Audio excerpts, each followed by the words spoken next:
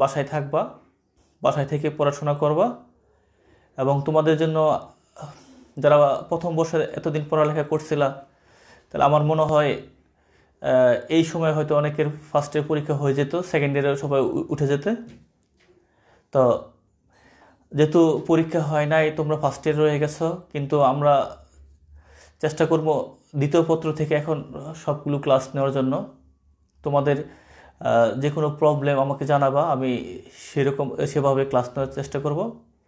তবে আজকে তোমাদের উচ্চতর গণিত দ্বিতীয় পত্রের আমি একটা টপিক নিছি লেকচার 1, জটিল সংখ্যা বা কমপ্লেক্স নাম্বার। হ্যাঁ, তো প্রথমে আমরা এর কিছু বেসিক কথাবার্তা দিয়ে আমরা শুরু করব। আজকের ক্লাসটা মূলত সব বেসিক নির্ভর। তো আজকের ক্লাসটা করতে পারলে তুমি কি কি জানতে পারবো, আমি একটু লার্নিং আউটকামটা একটু বলতে চাচ্ছি। জটিল সংখ্যা কি, এই জিনিসটা তোমরা এক্স্যাক্টলি খুব ভালোভাবে এবং খুব সুন্দরভাবে বুঝতে পারবা। জটিল সংখ্যার জ্যামিতিক যে চিত্র কিভাবে প্রকাশ করতে হয় ওই জিনিসগুলো শিখতে পারবা। আর জটিল সংখ্যা আয় দিয়ে প্রকাশ করতে হয়, ওই আয়ের বিভিন্ন মান কিভাবে নির্ণয় করতে হয় ওইটা জানতে পারবা। জটিল সংখ্যার মডুলাস এবং আর্গুমেন্ট নির্ণয় করতে পারবা। তাহলে এই টপিকসগুলো নিয়ে আজকে আলোচনা। আচ্ছা, আমরা জটিল সংখ্যা প্রাথমিক কিছু আলোচনা করি। আমরা আচ্ছা করছি যে x² - 4 এর সমাধান কিন্তু হয়, ঠিক না? x² = 4, তাহলে x = বলতে পারো কি ±2 বলতে পারো। আমরা এভাবে কিন্তু খুব সহজেই সমাধান করতে পারতাম। আচ্ছা, কিন্তু যদি বলতো যে x² + 4, তাহলে x² = -4, x = বলতে পারি যে -4। আচ্ছা, যখন এরকম অঙ্কগুলো আসতো আগের ক্লাসগুলোয়, তো স্যার আমাদের বলতো কি এটা গ্রহণযোগ্য নয়, এই মানটা গ্রহণযোগ্য নয়, ঠিক না? তো দেখো তো x² - 4 দিলে মানটা ভ্যালু আসে, কিন্তু এর মানটা আসে না, ঠিক আছে? তো এই যে মানটা আসে না, তো ফ্যান তো ঘুরে, কিন্তু একটা জিনিস তাকে একটু বাধার চেষ্টা তো অবশ্যই করে, ঠিক আছে? তো বিশেষ করে এই কমপ্লেক্স নাম্বারটা খুবই গুরুত্বপূর্ণ একটা টপিকস। তোমাদের জন্য শুধু একটা অধ্যায় আছে, কিন্তু অন্যান্য উপরের লেভেলের ক্লাস কমপ্লেক্স নাম্বার পুরো একটা সিলেবাস, পুরো একটা কোর্সে থাকে। যদি ম্যাথমেটিক্সে পড়ো, অনার্স ফিজিক্স কেমিস্ট্রি পড়ো, তাহলে ওইখানে তুমি পড়তে পারবো। হ্যাঁ, এছাড়া তুমি ইঞ্জিনিয়ারিং ক্ষেত্রে খুবই ইম্পর্টেন্ট একটা টপিকস, এটা লাগেই। হ্যাঁ, এটাতে অনেক কিছু নির্ণয় করে। আমরা যেমন যে আজকে মুঠোফোনে কথা বলি না, মোবাইল দিয়া, তো এই মোবাইল কিন্তু একটা জটিল সংখ্যা দিয়ে কিন্তু তৈরি করছে। তো এরকম অনেক কিছু তোমরা চিন্তা ভাবনা করতে পারবা যেগুলাই এই জটিল সংখ্যা থেকে তৈরি করে। তো মূলত একজন ম্যাথমেটিশিয়ান, ইটালির একজন ম্যাথমেটিশিয়ান কার্দানো, সে সর্বপ্রথম এই জটিল সংখ্যার একটা ধারণা তৈরি করে। তিনি বলল যে তোমরা তো এই মানটা ভার করতেই পারো, আমি এটা নিয়ে আলাদা একটা জগৎ তৈরি করব, যে জগতে শুধু এই রুটের ভিতরে মাইনাস নিয়ে কাজ করব। এবং উনি এটার নাম দেয় কমপ্লেক্স একটা নাম্বার। সর্বপ্রথম উনি জটিল সংখ্যার নামটা উনিই দেন, ঠিক আছে? আমরা যদি এই জটিল সংখ্যাটা শুধু অঙ্ক করে যায় এরকম কিছু না করে, আমরা তার বেসিক এবং তার ভিতরে কি আছে ওই জিনিসটা যদি খুব ভালোভাবে রপ্ত করতে পারি, তাহলে তোমরা খুবই জানতে পারবা জিনিসটা আসলে জটিল সংখ্যা যে কতটা গুরুত্বপূর্ণ আমাদের বাস্তব জীবনে, বিভিন্ন ক্ষেত্রে, সব ক্ষেত্রেই গুরুত্বপূর্ণ। অনেকে বলে আসলে গণিত আসলে তেমন কিছু কাজে লাগে না, আসলে কথাটা কিন্তু সত্য না, ঠিক আছে? আমরা যত কিছু চিন্তা করি না কেন, এই বেশিরভাগ ক্ষেত্রে আমরা জটিল সংখ্যা দিয়ে তৈরি করবো। আমরা আস্তে আস্তে এগুলো একটা একটা প্রমাণ আমরা দেখাবো। হ্যাঁ, আচ্ছা আচ্ছা চলো। আচ্ছা আচ্ছা, আমরা যদি এরকম একটা মান থাকে x² + 1 = 0, তাহলে x² = লেখা যায় -1, x = বলা যায় √−1। আচ্ছা, তো বিজ্ঞানী অয়েলার, হ্যাঁ, গণিতবিদ, আরেকজন ম্যাথমেটিশিয়ান। সে 1777 সালে এই -1 সে বলল যে এটা আসলে একটা ইমাজিনারি নাম্বার। হ্যাঁ, আমরা চিন্তা করি কাল্পনিক সংখ্যা, ইমাজিনারি নাম্বার,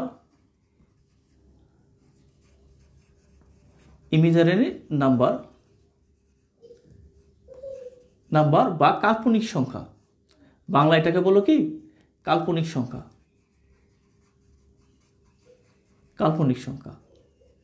তো উনি কি করলো যে এত বড়ভাবে তো প্রকাশ করা সম্ভব না, আমরা একটু ছোটভাবে চিন্তা করি। এই ইমাজিনারির বাদ দিয়া, নাম্বারটা বাদ দিয়া এই আই হিসাবে ইন্ডিকেট করে দিল।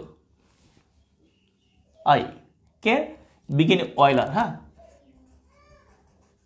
অয়লার 1777 সালে। আচ্ছা, এরপর থেকে আমরা এই রুটের ভিতরে মাইনাস একটা ভ্যালুকে আমরা কি বলি? -1 আমরা বলি যে আই বা ইমাজিনারি অংশ। ঠিক আছে?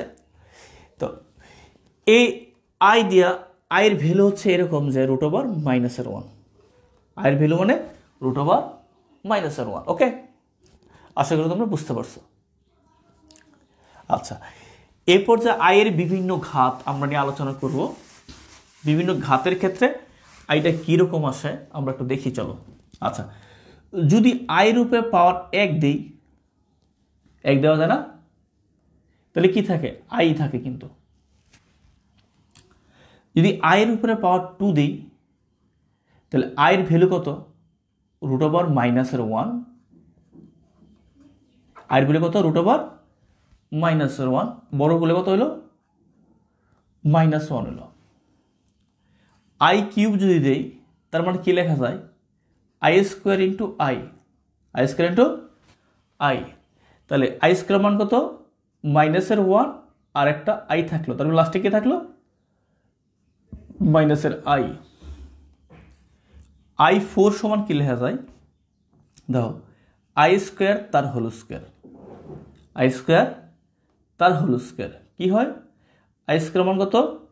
-1, তার স্কোয়ার দিলে কত? +1। তাহলে দেখো, শুধু আই মানে √-1, I² মানে -1, I³ মানে -i, I4 মানে 1। আচ্ছা, চলো আর কিছু করি। আচ্ছা, তো I⁵ মানে কি লেখা যায়? I⁴ ইন্টু আই, নাকি? তার মানে I⁴ মানে কত? 1 ইন্টু আই, তার মানে শুধু আই। আচ্ছা, I⁴ যদি 6 দেই, তাহলে I⁴ ইন্টু I²। I⁴ মানে 1 আর I² মানে কি? -1, তার মানে কি থাকলো? -1 থাকলো। I⁴ যদি দেই, I⁴ I⁴ I⁴ মানে 1, I³ মানে কত? -i, তার মানে কি? -i। যদি I⁴ দেই, তাহলে I⁴ ইন্টু I⁴, তাহলে 1 ইন্টু 1 সমান কত? 1। দেখো, যখন নাকি পাওয়ার কত ছিল? 1, তখন মান হচ্ছে আই। যখন পাওয়ার ছিল 2, তখন -1। যখন 3, তখন কত হলো? -i। I4 মানে 1। তার মানে 4টা কিন্তু মান আসলে কিন্তু একটা, দেখো মানটা কি হয়? I - 1 -i। দেখো, যখন 5 ছিল তখন I, 6 ছিল -1, I7 হলো -i। দেখো, এরকম ভাবে আমরা বলতে পারি। তার মানে বলতে হতো রিপিট আসলো না, এই টার্মটাই তো এখানে।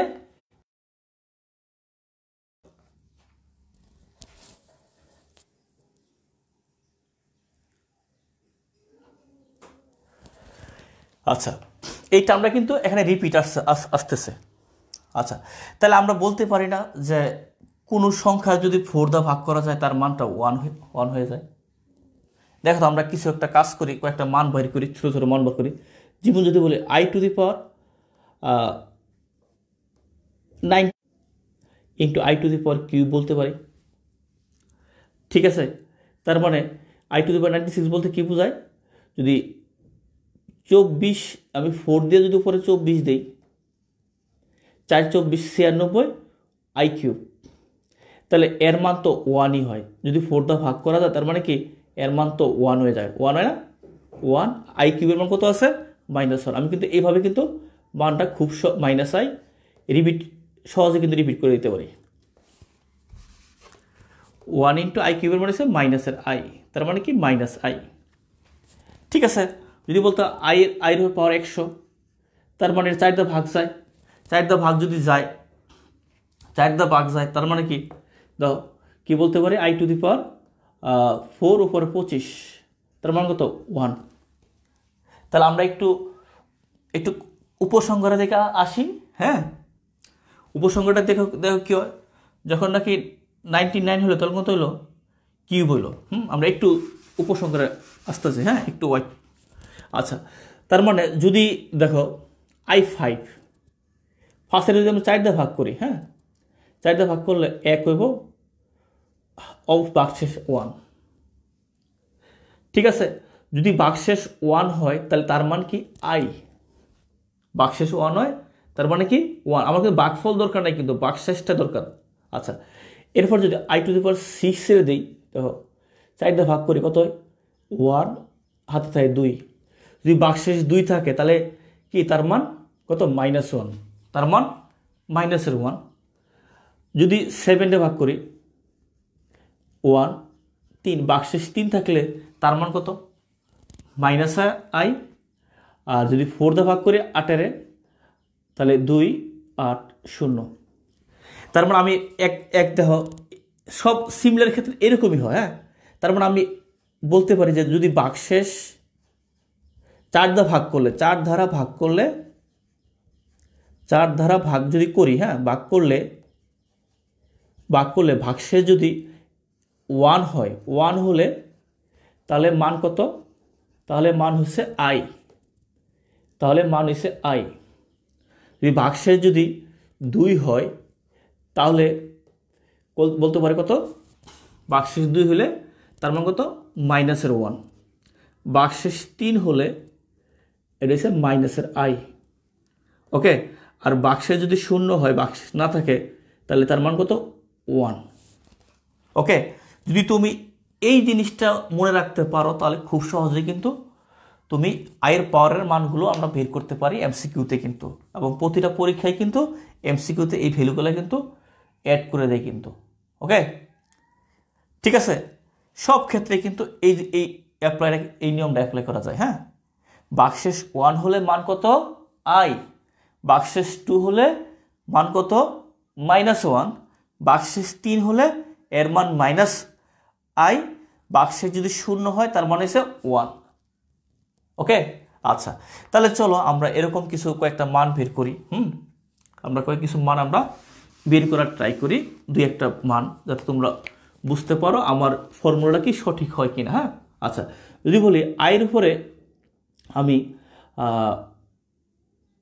বলি যে 2020 সাল। হ্যাঁ, আচ্ছা দেখো তো 2020কে যদি 4 দ্বারা কি ভাগ করা যায়, ভাগ করা যায়, ভাগ করা যায়, 2020 সাথে ভাগ করা যায়, দেখি তো ভাগ করা যায় কিনা।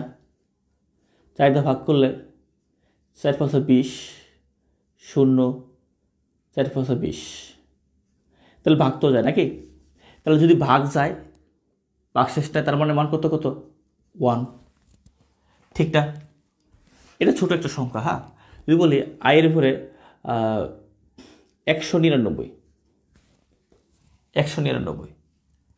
ঠিক আছে, তো 199 যদি হয় তাহলে এটাকে 4 দ্বারা ভাগ করা যায় কিনা আমরা একটু দেখি। হ্যাঁ, আচ্ছা, তাহলে দেখো আমরা 199 যদি বলি 200 হলে কিন্তু ভাগ যাইতো, ঠিক না, 200 হলে ভাগ যাইতো, তার মানে 99 আগে কত থাকবো, 100 যদি 96 দাও 196, আয়ের উপরে কত তবু 3। আচ্ছা, তো 196 কিন্তু 4 দ্বারা ভাগ যায়, 4 দ্বারা ভাগ যায়, 4 × 4 = 16, হাতে 3, 4 36, তার মানে এই এতটুক কিন্তু ভাগ গেছে, তার মানে এতটুকের মান কত 1। দেখো পাওয়ার 3 ভাগশেষ, তার মানে 4 দ্বারা ভাগ করলে ভাগশেষ 3ই থাকে, যদি বাকশেষ 3 থাকলে মান কত? -1, মাইনাসের আই, তার মানে মাইনাসের আই। তাহলে আমরা কিন্তু এইভাবে কিন্তু মানগুলো বের করতে পারি। হ্যাঁ, আচ্ছা, আরেকটু উদাহরণ দিই আমরা। যদি আইয়ের মান বলে 4, 1, 2, 3, 5। আচ্ছা, তো এত বড় সংখ্যা যদি আমরা এভাবে সিম্পলিফাই করা কিন্তু কঠিন কাজ, হ্যাঁ। আচ্ছা, বা আরেকটা সংখ্যা আমরা দিতে অ্যাড করে দিই, আরেকটু বড় করলাম। ওকে, তার মানে দেখো অনেক বড় একটা সংখ্যা কিন্তু, হ্যাঁ, অনেক বড় একটা সংখ্যা, আমরা এর ভাগ করতে পারি কিনা। আচ্ছা, তাহলে আমরা একটা কাজ করলে কি মনে হয় দেখো তো, এই সংখ্যাটা যদি আমরা এইভাবে লিখি, আইয়ের উপরে 4120, হ্যাঁ, 4120, এটা যদি তুমি 412 যদি 100 দ্বারা গুণ করো কত হয়? আমরা এই সংখ্যাটা একটু ভাঙে নিই, হ্যাঁ, +35 দিলে কি এটা লেখা যায়? 100 দ্বারা গুণ করলে কত হয়? 00 এসে পড়ে, হ্যাঁ, না এরকম হবে না,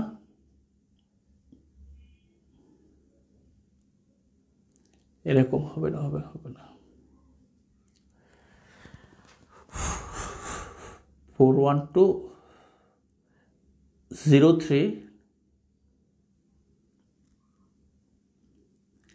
এটা গুণ করলে কত হবে? এটা হচ্ছে 4120। আচ্ছা, 4120 যদি 41200 41200 হয়ে যায়, না 10 দা দিলে ভাগ করলে হয়, হ্যাঁ, 10 দা ভাগ করলে মিলে যায় নাকি? আচ্ছা, তাহলে এরকম মিলে যায় কিন্তু, হ্যাঁ। আচ্ছা, এখানে 4 দা ভাগ করলে একটা ভগ্নাংশ থাকে, এখানে 4 দা ভাগ করলে একটা ভগ্নাংশ থাকে, হ্যাঁ, তাহলে একটা ঝামেলার বিষয়, হ্যাঁ। তাহলে এরকম আসলে কঠিন হয়ে যায়। তো আমরা জানি যদি সংখ্যাগুলো কোনো সংখ্যার যদি 100 দা গুণ করা, 100 দা গুণ করা সামথিং থাকে প্লাস ডাবল সংখ্যা থাকে, যেমন ধরো 25, যে কোনো সংখ্যার 100 দা গুণ করব, ঠিক আছে। তার মানে আমি যদি বলতে 981025, যদি এই সংখ্যাটা নিয়ে কাজ করতাম, আয়ের উপরে পাওয়ার দেওয়া 981025, তার মানে এটা কিন্তু লেখা যায় তো এরকম যে 98100, ঠিক আছে, প্লাস 25, 9898,100, হ্যাঁ। এটা কিন্তু 4 দা ভাগ করা যায়, হ্যাঁ, 4 দা কিন্তু 100 ভাগ করা যায়, কিন্তু 4 দ্বারা ভাগ করা যায় না। তো সংখ্যাগুলো অনেক বড় হয়ে গেলে তখন আমরা কি করব? এই লাস্টের 2টা ডিজিটে কিন্তু আমরা চেষ্টা করব ভাগ করার লাগা, লাস্টের 2টা ডিজিটে ভাগ করব, হ্যাঁ। আমরা লাস্টের 2টা ডিজিটে যদি ভাগ করি তাহলে আমরা বলতে পারবো এটা 4 দ্বারা বিভাজ্য কিনা। লাস্টের 2টা ডিজিটে ভাগ করলে আমরা বুঝবো যে 4 দ্বারা বিভাজ্য কিনা। যে কোনো বড় সংখ্যা হোক, হ্যাঁ, যে কোনো বড় সংখ্যা হোক, যদি 4 দ্বারা বিভাজ্য তোমার বলে তাহলে অবশ্যই ওই সংখ্যাগুলো লাস্টের 2টা অঙ্ক, হ্যাঁ, 2টা সংখ্যার আমরা ভাগ করার টেস্ট করবো যে এটা ভাগ যায় কিনা। যদি বিভাজ্য হয় তাহলে ভাগশেষ থাকে না, আর বিভাজ্য না হলে ভাগশেষ থাকবো, হ্যাঁ। ওকে, আচ্ছা, তাহলে 25 যদি 24 ভাগ করে তাহলে কত থাকে? 4, 424, 1, তাহলে ভাগশেষ 1 থাকলে কত হবে? তার মান কত? আই, তাহলে আমরা এরকম যে কোনো অঙ্ক, হ্যাঁ, যে কোনো অঙ্ক যদি 4 দ্বারা ভাগ করতে চাও সম্পূর্ণ সংখ্যারে, যেমন ধরো আমরা আমার মোবাইল নাম্বারটা নিই, হ্যাঁ, যেমন ধরো আমার মোবাইল নাম্বারটা এরকম যে 010 দিলাম না, হ্যাঁ, আগে তো 0 দাম নাই, 187102196, হ্যাঁ। তাহলে এই পুরো একটা নাম্বার দেওয়া আছে তোমার, হ্যাঁ। তাহলে আমি চেক করবো যে 4 দ্বারা বিভাজ্য কিনা, হ্যাঁ। তাহলে এত বড় সংখ্যা কি 4 দ্বারা ভাগ করা সম্ভব? তো তোমরা একটা জিনিস মনে রাখবা যে যত বড় সংখ্যা দিয়ে তুমি লাস্টের 2টা ডিজিটে তুমি 4 দ্বারা ভাগ করে দেখবা কত হয়, ঠিক আছে। লাস্টের কয় ডিজিট? 2 ডিজিট। এই লাস্টের 2 ডিজিটে 4 দ্বারা ভাগ করলে যদি ভাগ যায় তাহলে কি 4 দ্বারা বিভাজ্য, আর ভাগ না গেলে ভাগশেষটা আমাদের ওই কাউন্ট করবো, হ্যাঁ। তাহলে 69 যদি 4 দ্বারা ভাগ করো তাহলে কি হয়? 4 4 4 4 2 29, 4 7 28, হাতে থাকে কত? 1, তার মানে 1, ভাগশেষ কত? 1। আমার কিন্তু ভাগফলটা কিন্তু দরকার নাই, আমার কিন্তু ভাগফলটা দরকার না, আমার কত দরকার কত ভাগশেষটা। ভাগশেষ 1 হলে তার মান কত i, ভাগশেষ 2 হলে এর মান কত -1, ভাগশেষ 3 হলে এর মান কত -i, ভাগশেষ যদি 0 হয় তাহলে মান কত 1। কয় দ্বারা ভাগ করবো? 4 দ্বারা। 4 দ্বারা আমরা যে কোনো সংখ্যারে লাস্টের ডিজিটটা আমরা 4 দ্বারা, লাস্টের 2টা ডিজিটটা 4 দ্বারা ভাগ করবো। যে কোনো সংখ্যারে লাস্টের 2টা ডিজিটটা আমরা কয় দ্বারা ভাগ করবো? 4 দ্বারা ভাগ করবো, মনে থাকবো? আচ্ছা, তাহলে এ হচ্ছে আমাদের আয়ের বিভিন্ন ঘাতের মান নির্ণয়। হ্যাঁ, তোমরা এই জিনিসটা যদি ভালোভাবে মনে রাখো, ঠিক আছে, তাহলে তোমরা যে কোনো অঙ্ক সলভ করতে পারবা। ওকে, আচ্ছা, এখন চলো আয়ের বিভিন্ন ধারার ক্ষেত্রে মান কীরকম হয়। হ্যাঁ, আয়ের বিভিন্ন ধারার ক্ষেত্রে মান কীরকম হয়। আচ্ছা, তো দেখো তো আমরা যদি এটা যোগ করে দিই, দেখো i square, i cube, i4, দেখো যোগ করে দাও 1 প্লাসের i মাইনাসের i কাটা, -1 + 1 তার মানে 0। তো সিমিলার এই জায়গায় কিন্তু হয় i5, i6, i7 plus i8, এর মান কত 0। তো তাহলে আমি একটা কথা বলতে পারি না, দেখো 1 2 3 4, হ্যাঁ 5 6 7 8। আচ্ছা, তাহলে এগুলো কিন্তু বলতে পারি না ক্রমিক সংখ্যা। তাহলে আমি যদি বলি যে আয়ের 4টা ক্রমিকের যোগফল 0 হবে, আয়ের 4টা ক্রমিকের যোগফল কি হবো? 0 হইব। কোন থাকবো? আয়ের 4টা ক্রমিকের যোগফল 0 হবে, যাই বলুক। হ্যাঁ, আয়ের যদি কেউ যদি বলে যে আয়ের দেখো 2016 plus i 2017 plus i 2018 plus i 2019, দেখো এই 4টা মান দাও ক্রমিক 16 17 18 19, এর মান কত 0। চোখ বন্ধ করে তুমি বলতে পারবা। হ্যাঁ, চোখ বন্ধ করে তুমি এই মানগুলো বলে দিতে পারবা। এই 4-এর যে কি কাজ তোমরা আস্তে আস্তে একটু বুঝবা। হ্যাঁ, একটু দেখো।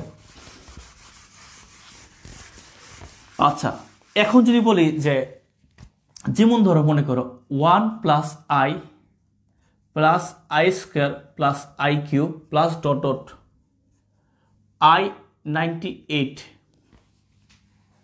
i 98।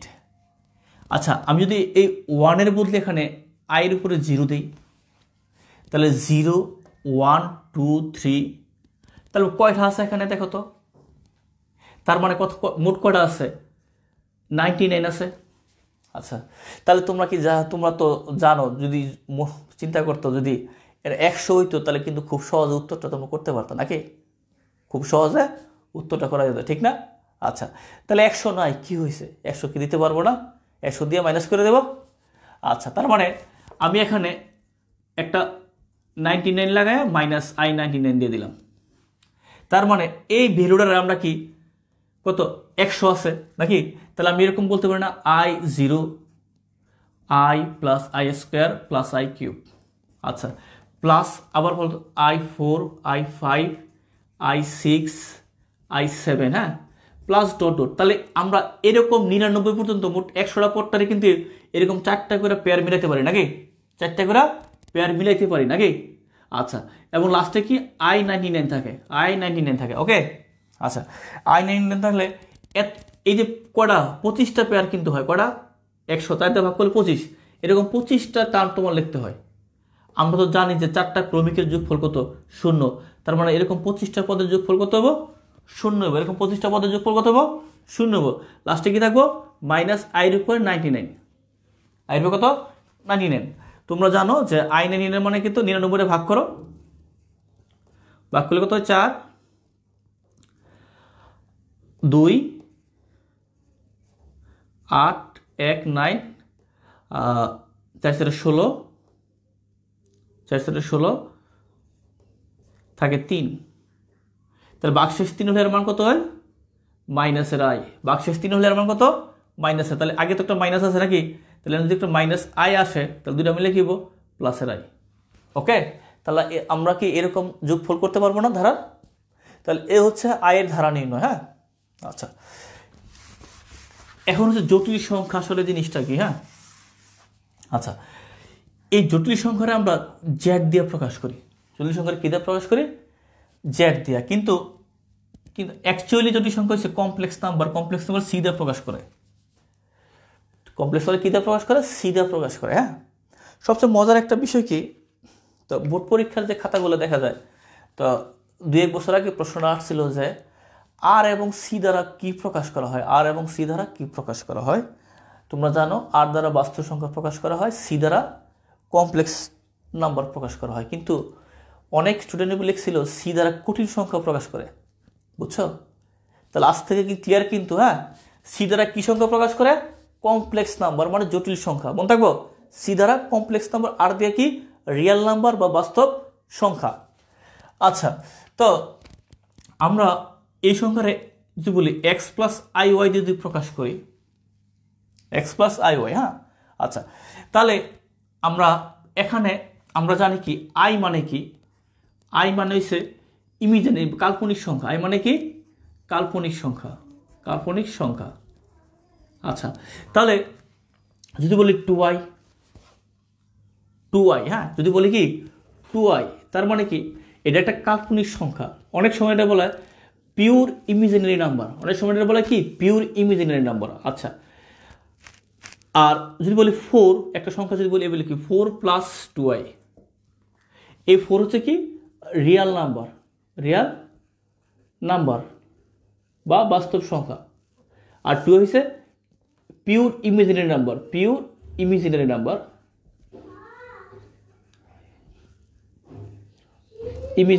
হ্যাঁ, ইমাজিনারি নাম্বার। ওকে, আচ্ছা, তো 2i 4i। আচ্ছা, তাহলে যদি কোনো সংখ্যা আমরা বলতে পারি যে একটা বাস্তব সংখ্যা এবং আরেকটা ইমাজিনারি পার্ট মিলিত কোনো সংখ্যা তৈরি হয়, তো তখন ওই সংখ্যাটা আমরা বলি জটিল সংখ্যা, ওই সংখ্যাটা কি বলি, জটিল সংখ্যা। আচ্ছা, তাহলে যদি শুধু 4 থাকে, এটা কি সংখ্যা, বাস্তব সংখ্যা, তোমরা বলবা। আচ্ছা, কিন্তু আমি যদি বলি 0 ইন্টু আই, তাহলে এটা কি হলো, কি জটিল হয়ে গেল না? আচ্ছা, তাহলে এই 4কে আমরা কি বলবো, প্রশ্নটা তোমাদের কাছে, হ্যাঁ, একটু চিন্তা করো। হ্যাঁ, আচ্ছা, যদি বলি এটা কি সংখ্যা, পিওর ইমাজিনারি নাম্বার। আচ্ছা, তাহলে 2i যদি পিওর ইমাজিনারি নাম্বার হয়, আমি যদি এখানে আরেকটা 0 দিয়ে যোগ করে দেই, তাহলে কি জটিল সংখ্যা হয়ে গেল না? তাহলে কি এটা কি পিওর ইমাজিনারি বলা যায়, পিওর ইমাজিনারি বলা যায়, এটা কি রিয়েল নাম্বার বলা যায়, 4 কি শুধু বলা যায়? আসলে মডার্ন যে অ্যালজেব্রাগুলো আছে ওইখানে জটিল সংখ্যা থেকেই এগুলো তৈরি হয়। হ্যাঁ, জটিল সংখ্যার কিছু পার্ট থাকে, যে আমরা এটা বলি একটা বাস্তব পার্ট, একটা কি অবাস্তব পার্ট। জটিল সংখ্যার পার্টটা কয়টা আছে, জটিল সংখ্যার হচ্ছে 2টা পার্টে ভাগ করে, একটা হচ্ছে তোমার বাস্তব সংখ্যা, আর একটা হচ্ছে অবাস্তব সংখ্যা। আর বাস্তবকে 2টা পার্টে ভাগ করে, একটা হচ্ছে মূলদ সংখ্যা, একটা মূলদ সংখ্যা, আর একটা কি সংখ্যা, অমূলদ সংখ্যা। আচ্ছা, আর অবাস্তবের 2টা পার্ট হচ্ছে, একটা হচ্ছে পিওর ইমাজিনারি নাম্বার,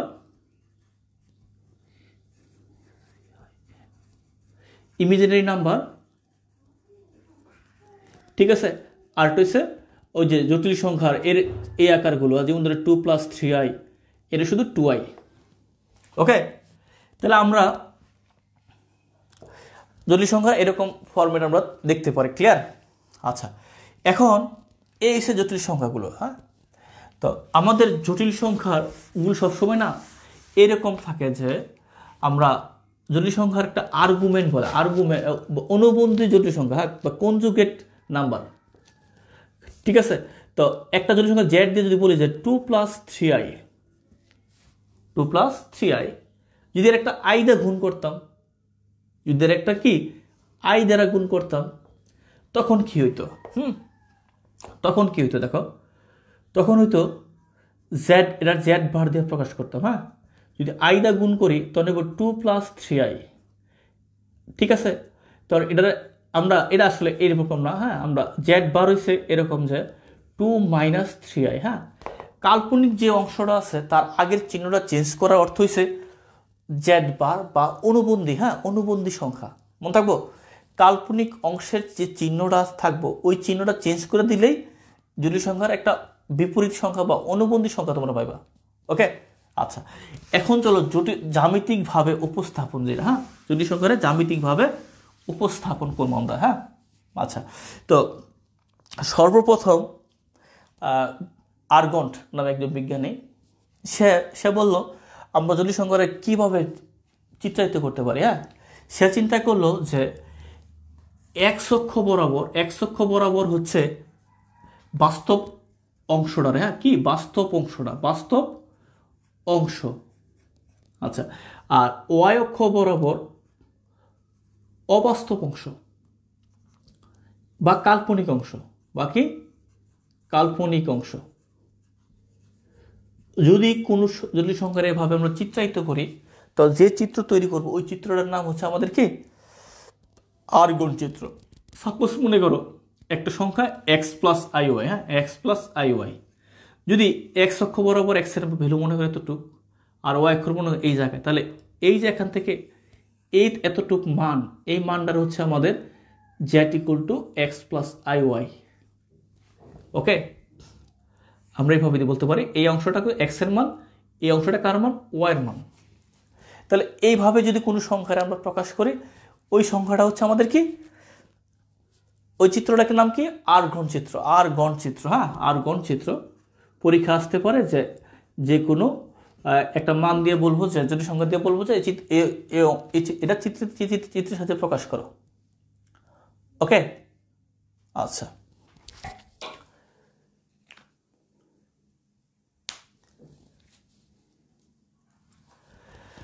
আচ্ছা,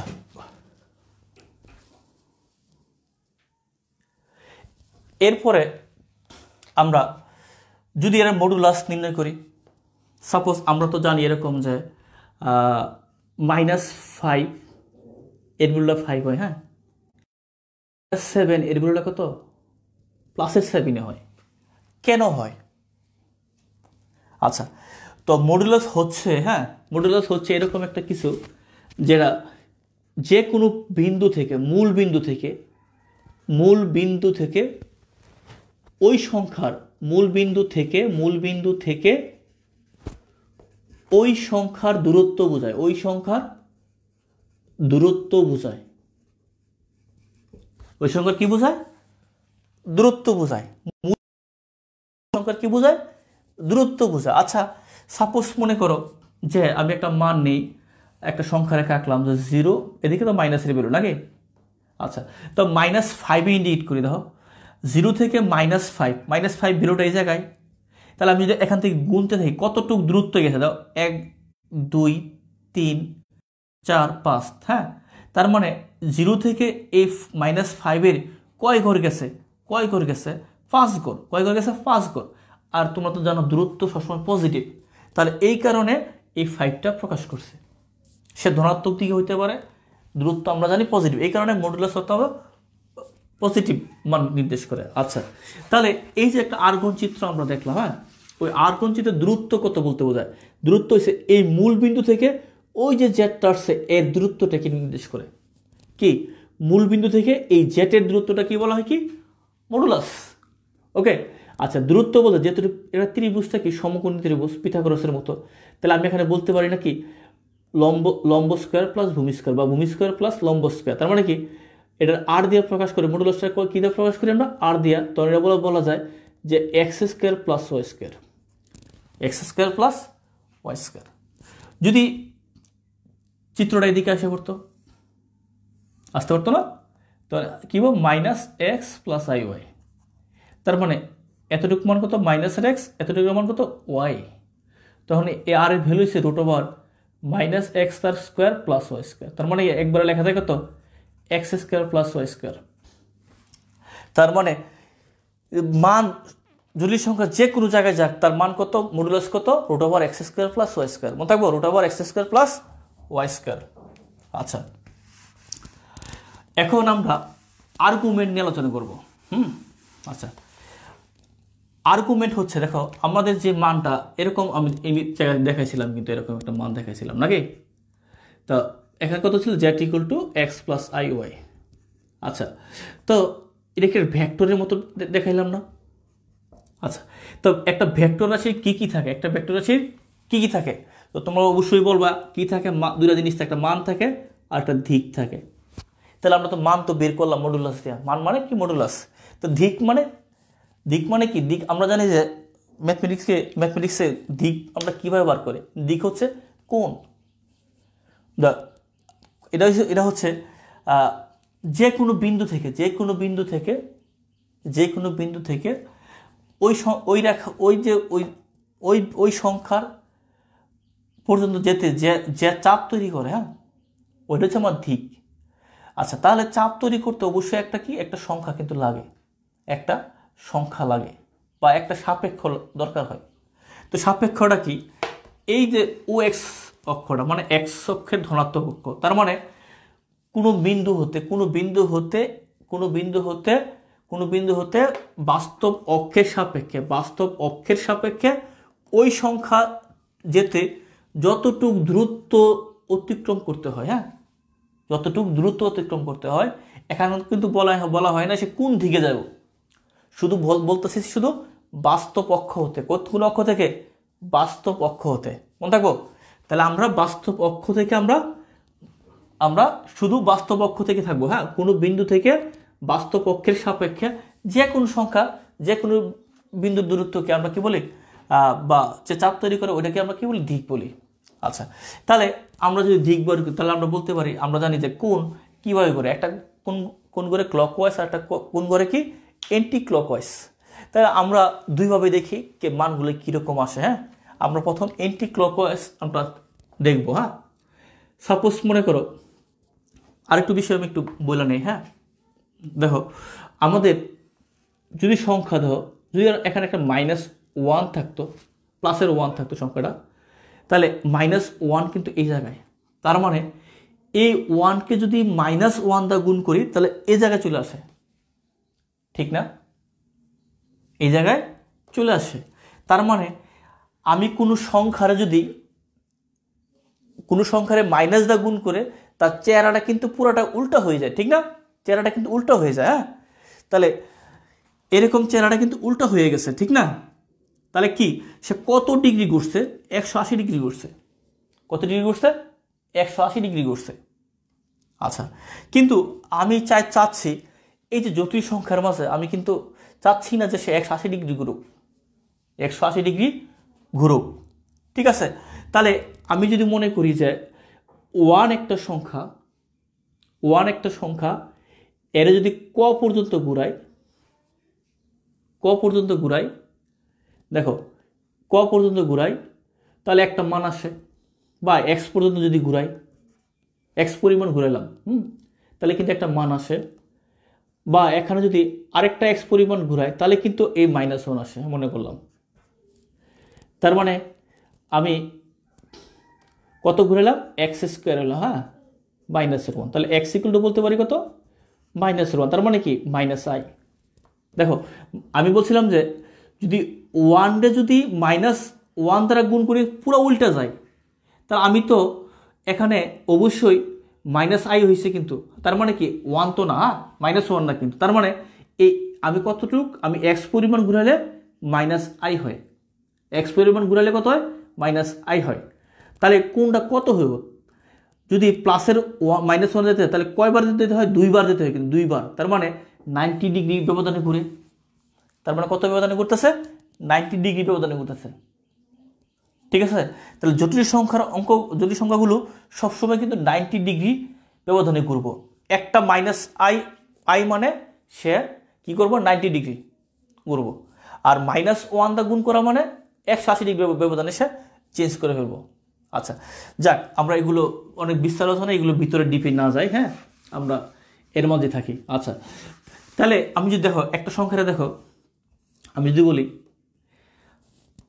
5 + 2, আমি i দিলাম না, 5 + 2 আমি i দিলাম না। তাহলে আমরা জানি যে দেখো ফার্স্ট মানে ধরলাম এতটুকু এলো, আরও 2 যাইলো, 2 ঘর এতটুকু, ঠিক আছে, এতটুকু 2 ঘর। আচ্ছা, তার মানে যদি এখানে আই লাগাই দেই, আমি কিন্তু বলছিলাম আই অর্থ কি, আই অর্থ কি সে 90 ডিগ্রি ব্যবধানে ঘুরবো, আই অর্থ কি সে 90 ডিগ্রিতে ঘুরবো। তার মানে 90 ডিগ্রি যদি এই 7 থেকে এই 5 এই যে 90 ডিগ্রি ঘুরাও, তাহলে অবশ্যই খাড়া উপরের দিকে আসবে, ঠিক আছে। তার মানে সে এখানে কতটুকু ঘুরলো, আই দিয়ে কত ঘুরাইলাম, 90 ডিগ্রি ব্যবধানে ঘুরাইলাম। তার মানে এই জটিল সংখ্যাটা সেরকম হচ্ছে 5 + 2i। তাহলে এখন তো বুঝতে পারছো আই দিয়ে গুণ করার অর্থ হয়েছে কোনো সংখ্যারে সে 90 ডিগ্রি ব্যবধানে ঘুরবো। আচ্ছা, যদি এই পুরো অঙ্কটার আমি আই দিয়ে গুণ করি, পুরো অঙ্কটার কত দিয়ে গুণ করবো, আই দিয়ে গুণ করি, তাহলে কী হবো 5i - 2, 5i - 2। তার মানে কি -2 মানে এতটুকু আসবে, -2 মানে এতটুকু আসবে, আর 5 মানে 5 + 5 এতটুকু আসবে, ঠিক আছে। তার মানে দেখো যদি বিন্দুটা এতটুকু আসে, তার মানে এই মধ্যবর্তী কোণ কত, 90 ডিগ্রি, মধ্যবর্তী কোণ কত, 90 ডিগ্রি, হ্যাঁ ঠিক আছে। তার মানে সে 90 ডিগ্রি ব্যবধানে ঘুরতে পারে। তাহলে আমরা বলতে পারি যে কোনো জটিল সংখ্যারে আই দ্বারা গুণ মানে, যে কোনো সংখ্যার আই দ্বারা গুণ মানে ওই সংখ্যাটা 90 ডিগ্রি ব্যবধানে সরে আসবে। ওকে, আচ্ছা এতটুকু তোমরা একটু দেখা, একটু বাসায় একটু প্র্যাকটিস করে দেখো, ঠিক এরকমই আসবে কিন্তু, হ্যাঁ। আচ্ছা, তো যেহেতু আমাদের ক্লাসের টাইম একটু শর্ট, আমরা একটু দ্রুত যাচ্ছি। আচ্ছা, আমি বলছিলাম যে অ্যান্টি ক্লকওয়াইজ আর্গুমেন্টগুলো কী হয়, যেহেতু প্রথম ঘরে আছে যে কোনো একটা ভ্যালু, তাহলে আমরা এটা বলতে পারি যে যদি এখানে ওয়াই হয়, এখানে এক্স হয়, তাহলে আমরা বলতে পারি এই কোনো যদি থিটা হয়, তাহলে থিটা ইকুয়াল টু বলতে পারি tan inverse y/x, tan inverse y/x। ওকে, আচ্ছা আমরা এখানে পরম মান ইউজ করবো, হ্যাঁ পরম মান ইউজ করবো। আচ্ছা, যদি এটা এদিকে এসে পড়ে, তার মানে এখানে -x + iy, ঠিক আছে। তার মানে আমার কোণ কি থিটা, কিন্তু আমার অ্যাকচুয়ালি কোণ কি, আমি বলছিলাম যে মূল বিন্দু হতে x অক্ষের বাস্তব অংশের সাপেক্ষে যে দিকে ঘুরে, কোন দিকে ঘুরে, অ্যান্টি ক্লকওয়াইজ এদিকে ঘুরলো। তার মানে এই কোণটা কত, পুরো কোণ হচ্ছে 180, এখান থেকে আমি যদি এই কোণটা বার করতে চাই তাহলে 180 - থিটা। তাহলে ঠিক সিমিলার এই জায়গায় তুমি লিখতে পারো থিটা ইকুয়াল টু পাই মানে 180 tan ইনভার্স, এখানে কি হবো y/-x, পরম মান দেবা, হ্যাঁ। আচ্ছা, যদি সে এই ঘরে আসে,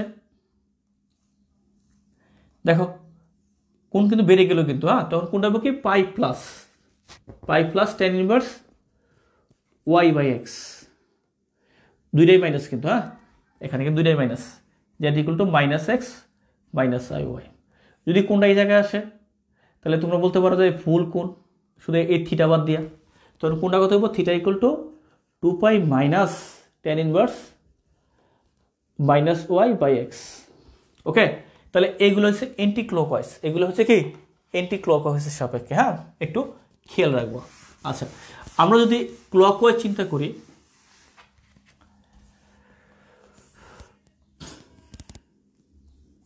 দেখো ক্লকওয়াইজ যদি চিন্তা করি, তো এই মান রয়েছে x + iy। ক্লকওয়াইজ বলতে কি এইভাবে ঘুরবে, সে ঘুরবে কি এইভাবে ঘুরবে, ক্লকওয়াইজ হলে কি এইভাবেই ঘুরবে, হ্যাঁ। তাহলে যদি এইভাবেই ঘুরে, তার মানে কি যদি কোণটা এটা থিটা হয়, তাহলে এই কোণটা কত, এই সম্পূর্ণ কোণে 360, এই থিটা মাইনাস হবে। তাহলে এই ক্ষেত্রে প্রথম করতে হচ্ছে থিটা ইকুয়াল টু কত, 360 মাইনাস tan ইনভার্স পরম মান y/x। আচ্ছা, যেহেতু সে ক্লকওয়াইজ ঘুরছে, তার মানে কি একটা মাইনাস দেব। ওকে, আচ্ছা যদি কোণটা এই জায়গায় আসতো, তাহলে কত হইব পাই প্লাস থিটা, তার মানে থিটা ইকুয়াল টু মাইনাস, আগে কি মাইনাস দেবো 180 প্লাস tan ইনভার্স y/x। ওকে, যদি কোণটা এই ঘরে আসে, তখন কি হবো থিটা ইকুয়াল টু মাইনাস, আগে 180 মাইনাস tan ইনভার্স y/x, ঠিক আছে। এখানে এক্সট্রা মাইনাস, এখানে দুইটাই মাইনাস।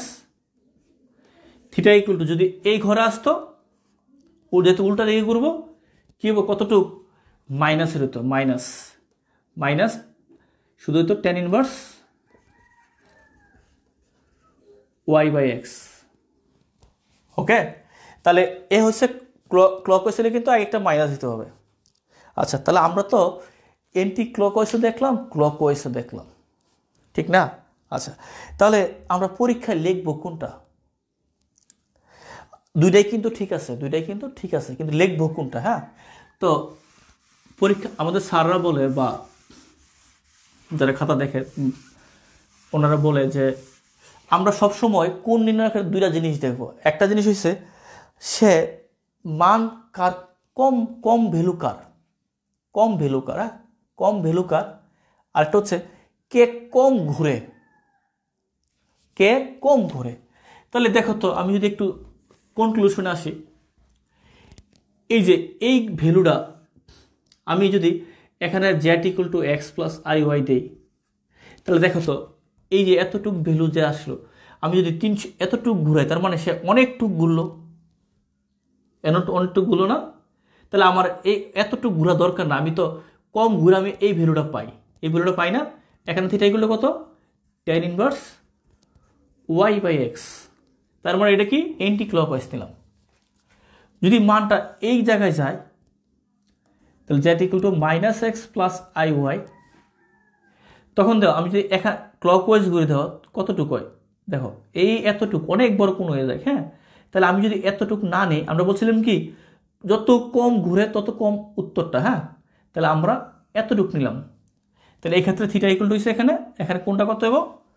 এখানে কোণ হয়েছে আমার পাই মাইনাস tan ইনভার্স y/x। ওকে, তার মানে এটা কি এন্টি ক্লকওয়াইজ। কিন্তু যখন এই ঘরে যাব, তখন দেখো এখান থেকে এন্টি ক্লকওয়াইজ কিন্তু অনেক বড় হয়ে যায়, তখন ক্লকওয়াইজটা বেটার না? আচ্ছা, তখন ক্লকওয়াইজটা কি বেটার? তখন এই মানটা তখন আমরা লিখবো যে আগে একটা মাইনাস দিব ক্লকওয়াইজের কারণে, পাই কত দেবো? পাই মাইনাস tan ইনভার্স পরম মান y/x, দুইটাই মাইনাস। হ্যাঁ, ওকে, আগে কি মাইনাস দিব। হ্যাঁ, এটা একটু কাজ করলে লেখা যায় পাই প্লাস tan ইনভার্স মাইনাস পাই প্লাস tan ইনভার্স -1 - x। ওকে, আচ্ছা, তাহলে এটা হচ্ছে ক্লকওয়াইজ। যদি এই ঘরে আসে, তার মানে কি x - iy, তখন এটা হইব থিটা = tan ইনভার্স, যদি কাছাকাছি তাহলে কি -y/x, আগে শুধু একটা মাইনাস হয়ে যাব। ওকে, তাহলে আমরা বলতে পারি যে আমার এই ভ্যালুগুলাই সবসময় -পাই থেকে আর্গুমেন্টগুলো, হ্যাঁ আর্গুমেন্টগুলো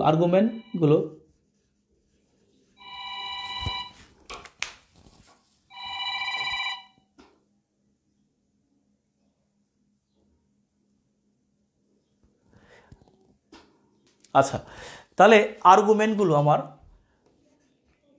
প্লাসের পাই পর্যন্ত থাকে, হ্যাঁ, আমার কোণগুলো, সকল কোণগুলো কি আমার কি -পাই থেকে +পাই পর্যন্ত থাকে। এখানে তুমি হয় এখানে ইকুয়াল দিবা, নাহলে এখানে ইকুয়াল দিবা, কিন্তু দুইটা কোনো সময় ইকুয়াল হবে না, ইকুয়াল হবে না। কারণটা দেখো, আমি যদি 0 থেকে +পাই নিই, তার মানে সে এতটুকু নিয়েছে, এই ঘরে একটা পয়েন্ট নিয়েছে কিন্তু। হ্যাঁ, আবার মাইনাসের দিকে যদি যাই উল্টাভাবে ঘুরা, তাহলে এতটুকু নিলাম। যদি এটা ইকুয়াল দিলাম, তাহলে কিন্তু এই অক্ষের উপরে কিন্তু আরেকটা পয়েন্ট কিন্তু হয়ে যেত। তার মানে এই অক্ষের উপর দুইটা পয়েন্ট হইতো, এই অক্ষের কয়টা পয়েন্ট? দুইটা পয়েন্ট হইতো। এই কারণে আমি এখানে ইকুয়াল দিই নাই কিন্তু। তাহলে আমার আরেকটা উদাহরণ দিই, যেমন ধরো যে বলি সাইনের যে ভ্যালুগুলো, সাইন ইনভার্স যে হাফ, এটা কিন্তু, বা কজ ইনভার্স হাফ, হাফ একটা মান শেষ কত 60 ডিগ্রি, তোমরা জানো। আরেকটা মান বলতে পারো 120, এরকম আরও অনেক মান থাকতে পারে, 240, এরকম কিছু মান থাকতে পারে তোমার। হ্যাঁ, আচ্ছা, যাই হোক, তো এরকম তো আমরা কোন মানটা সবচেয়ে বেশি গ্রহণযোগ্য চিন্তা করি?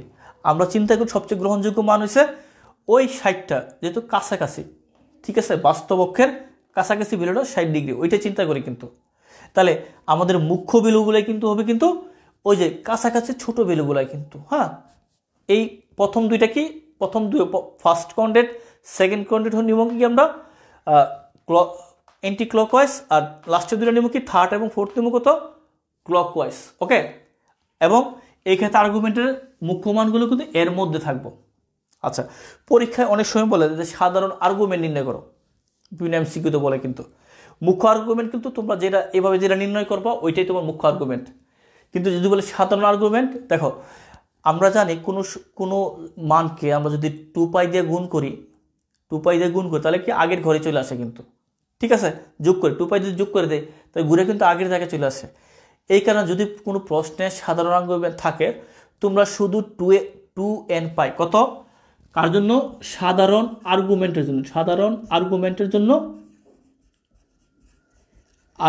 জন্য 2n π কি করবা, যোগ করে দেবা। 2n π কি করবা, যোগ করে দেবা, মনে থাকবো। আর মুখ্য আর্গুমেন্ট যা বেরোবে কিন্তু এটাই। তাহলে পরীক্ষায় কিন্তু দুই ধরনের প্রশ্ন আসে, যে সাধারণ আর্গুমেন্ট কত এবং মুখ্য আর্গুমেন্ট কত। ওকে, তাহলে এই হচ্ছে আমাদের আর্গুমেন্ট। হ্যাঁ, আচ্ছা, এখন আমরা দুই একটা অঙ্কের প্রবলেম আমরা সলভ করব, যে আসলে মানগুলো কীরকম আসে। হ্যাঁ, আমরা একটু দেখি। আচ্ছা, যদি একটা অঙ্ক নিয়ে যায় 3 + 3i, তার মানে এটা কোন ঘরে আছে, প্রথম ঘরে কিন্তু, হ্যাঁ নাকি, জটিল সংখ্যা হিসাবে এই ঘরটা কত, 3 + 3i। তাহলে এখানে আর কত, 3² + 3², 3 × 9 9 9 18, তাহলে 2 × 9 লেখা যায় কত, 3√2 আর্গুমেন্ট মডুলাস কিন্তু পাইলাম। হ্যাঁ, তাহলে কোন কত, এই কোনটা কত, থিটা = পরম মান কত, 3/3 কাটলে কত, 1, তার মানে কত, π/4। ওকে, আচ্ছা, তাহলে এটা এভাবে কিন্তু নির্ণয় করতে পারি কিন্তু। ওকে, আচ্ছা, যদি বলে যে আগে শুধু একটা মাইনাস দিয়ে দেই, দেখো সবগুলাই কিন্তু আর কিন্তু সেমই বাড়বো, শুধু আর্গুমেন্টটা চেঞ্জ হবো। এই ক্ষেত্রে থিটাগুলো কত হবো, π - tan ইনভার্স পরম মান। দেখো পরম মান দেওয়ার সুবিধাটা কি, দেখো y মানে দ্বিতীয়টা 3/- মানে কি, π - এখানে কাটলে কিন্তু পজিটিভ মান বাড়ে কিন্তু। তাহলে tan ইনভার্স কত, 1 বেরোলো, 1 মানে কত, π/4, পি করে কত হইব, 4π - π, তার মানে 3π/4। ওকে, একটা সংখ্যা। ওকে, তাহলে কোন কত হইব, এই কোনটা কিন্তু নিয়ে দেবো, কত এটা হইব, -3 - 3i, তখন থিটা গেল -π প্লাস মান -3 - 3। দেখো কাটলে সুন্দর মিলা যায়, -π আর 1 হয়, 1 মানে π/4, বিয়োগ করলে কত হইব, 4π - 3π/4। আর এই ঘরে যদি কোনো ভ্যালু নাও, এরকম যদি একটা যে কোনো একটা মান নেই, যদি বলি 1 - √3i। ওকে, তাহলে এটা এই ঘরের ভ্যালু, তাহলে থিটা করলে কি হবো, আগে একটা মাইনাস, যেহেতু ক্লকওয়াইজ আগে একটা মাইনাস, tan ইনভার্স কি লিখবো, y/√3 - 1, tan √3 মান কত, তোমরা সবাই জানো, tan ইনভার্স √3 মান কত, মান √3 মান হচ্ছে 60 ডিগ্রি নাকি, 60 ডিগ্রি হচ্ছে π/3। আমরা ডিগ্রিতে লিখতে পারি, আবার রেডিয়ানে লিখতে পারি, আমার ইচ্ছা মতো। হ্যাঁ, আচ্ছা, তাহলে এরকম মান।